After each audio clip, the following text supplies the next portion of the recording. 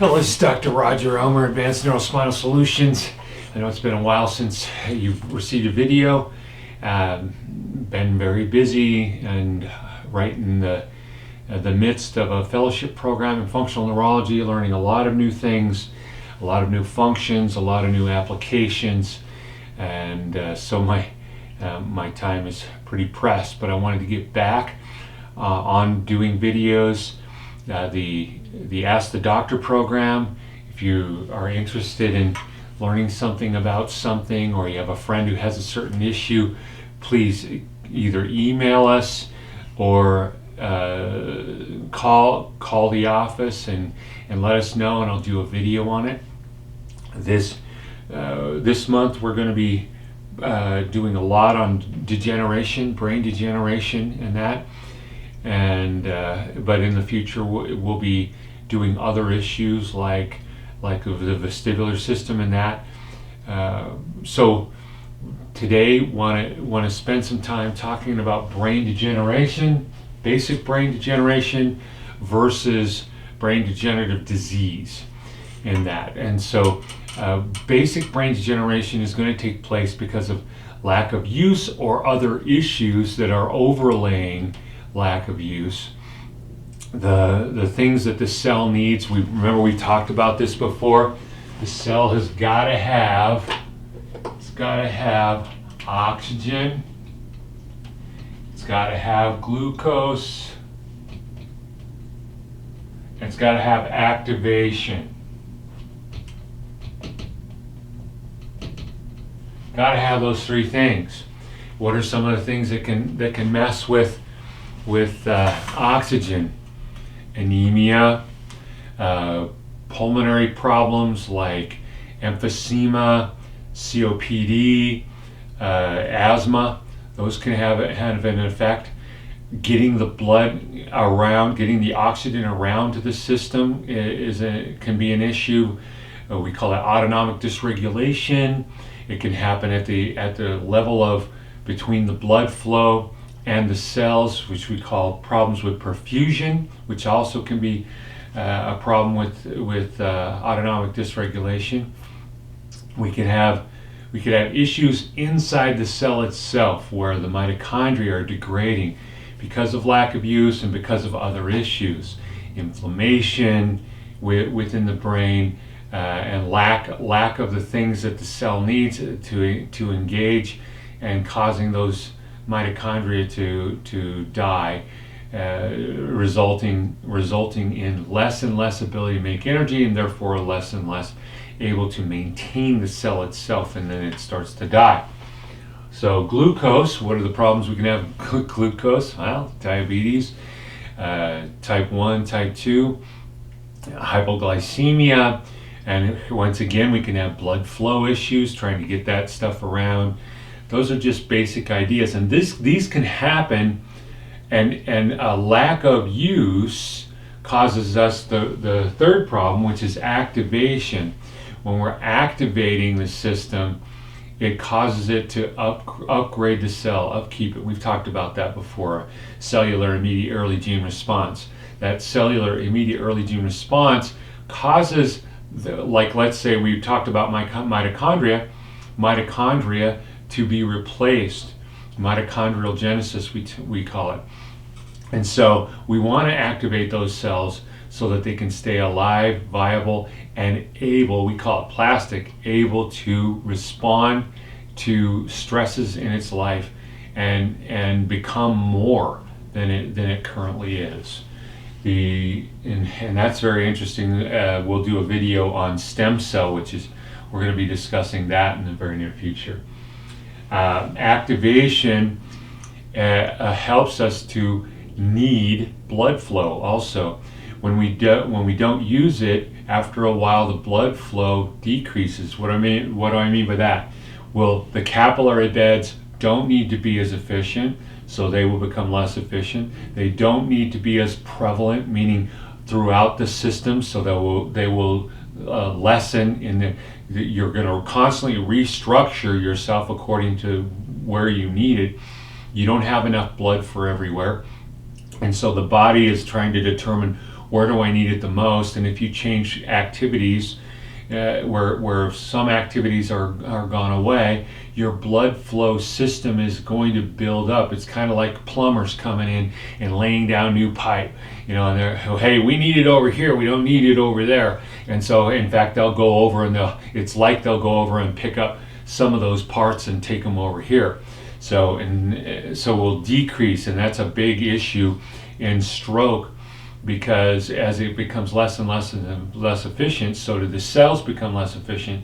Then when we ask it to do something, that becomes a real issue for it, because it not only doesn't have what it takes to do the cell, to operate the cell that long, it also creates an issue in that it doesn't get enough blood flow, and it can stroke out those cells, just like you're having a stroke. And that's the common issue in TIA, transient ischemic attack.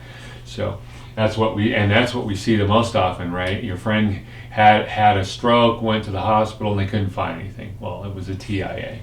So, all right, activation. And why? Well, let me just put it this way. These little noodles, I call them noodles, but they're called gyri. When you look at an MRI on the degenerating brain, you're going to notice that those gyri are thinning out, and they're moving. Those crevasses get wider and wider, and that's the evidence of brain degeneration. We call it atrophy commonly. Atrophy.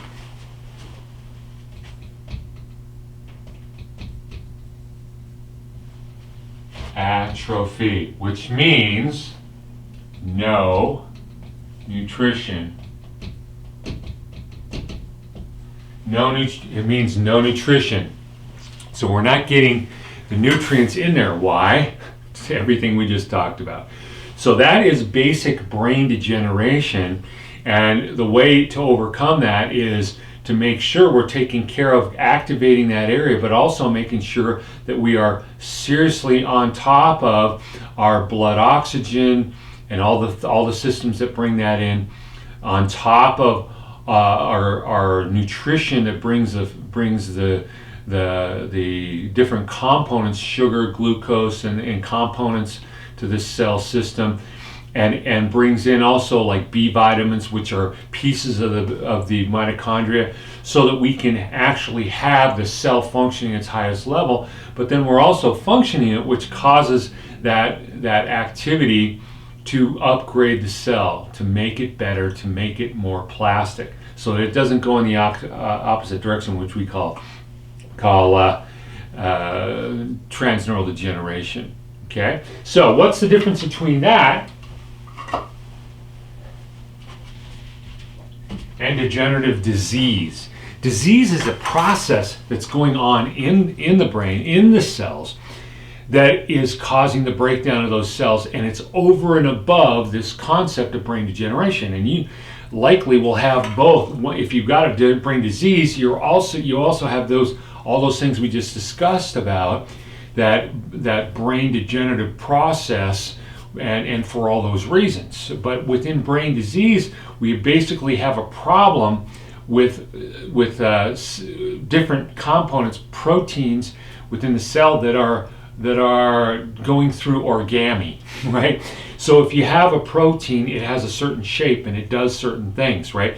Let's say we have a protein and a molecule comes in, and it gets another molecule with it and slams it together, or I call that glue, right? We're gonna glue those things together, or we have one that comes in and it's going to break it apart, right? That's chemical scissors. And so those enzymes are going to do those kinds of things. Also, they're going to activate certain things, make them happen. All of this stuff takes energy to do, but imagine if you change the shape of that protein, or if you fold it, it's no longer going to have the same process. Let's say it's holding certain things together and it folds, now it doesn't hold things together. So now we got two problems. We got the problem with the folding, and it becomes its own issue. And then we also have stuff coming apart that it's trying to hold together or doing its job. This is the problem in synuclear proteins. We're going to be discussing real quickly here Parkinsonians, where the synuclear proteins are folding, not doing their job anymore, and then they can actually link to others of the same misfolded proteins and make what we call Lewy bodies, which are very destructive to the cell and destructive of the connection between that cell and other cells. So if we're disrupting the connection between one cell and another, then we've got the serious issue that when it tries to fire, it's being occluded from firing. So we not only are dying this cell, but because that cell's not getting used, it's dying, which we call diascosis. We call transneural degeneration of the individual cell. Diascosis is the cells down the line dying. And so that's the processes, and we're going to break it down into three different kinds. The three different kinds, basically, we're going to discuss Parkinsonians, and there are a bunch of groups within Parkinsonians, the dementias, and most people think of the dementias when they think of brain disorders, but also cerebellar degeneration, very, very important. And you may think I left Alzheimer's out because 70 to 80% of this problem is Alzheimer's. I did not. It's in the degenerative dementia department, and so it's a subcategory. But it is by far the most prevalent of them that relates to that brain issue without major movement disorders.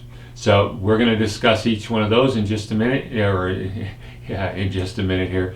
But if you have any other questions, please rifle them to us, and we'll get you some answers. And this is Dr. Elmer, Advanced Neurospinal Solutions. We're here when you're ready to take your life back. Thank you. Bye.